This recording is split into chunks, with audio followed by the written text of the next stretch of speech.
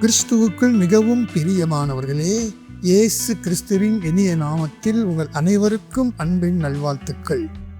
என் கால் சறுக்குகிறது என்று நான் சொல்லும்போது, கர்த்தாவே உமது கிருபை என்னை தாங்குகிறது என்று சங்கீதம் 94:18 சொல்லுகிறது.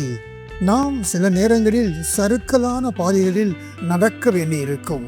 அதாவது சோதனைகள், பொருளாதார நெருக்கடிகள் போன்ற இக்கட்டுகளால் மனம் தளர்ந்து நான் விழுந்து விழுவேனோ என்று பயப்படும் சூழ்நிலை நமக்கு வரலாம். ஆனாலும் ஆபத்தை முன்கூட்டியே காண்கிற கர்த்தர் நாம் கீழே விழுந்து அடிபட்ட பிறகு தூக்காமல், கர்த்தாவே கால் சறுக்குதே என்று கூப்பிடும் போதே நம்மை தாங்கி பிடித்து கொள்வார்.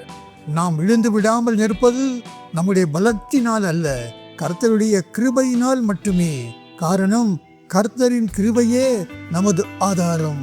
சங்கீதக்காரன் என் கால் சறுக்குகிறது என்று தன் பலவீனத்தை அறிக்கையிட்ட மாத்திரத்தில் கர்த்தருடைய கிருபை அவனை தாங்குகிறது என்று பதிவு செய்துள்ளான்.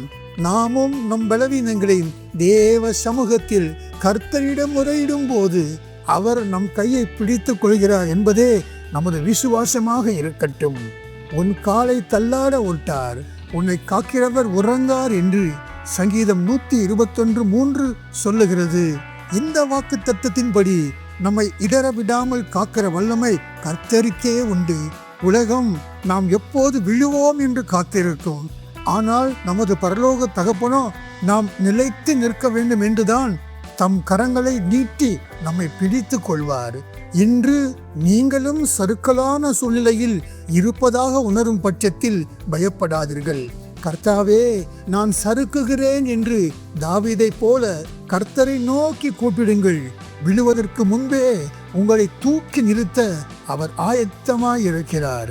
நீங்கள் இந்த செய்தியை மற்றவர்களுக்கும் பகிர்ந்து ஆசீர்வாத ஊற்றாக மாறுங்கள். கர்த்தர் தாமே உங்கள் ஒவ்வொருவரையும் இயேசு கிறிஸ்துவின் இனிய நாமத்தில் அபரிமிதமாக ஆசீர்வதிப்பாராக. ஆமென்.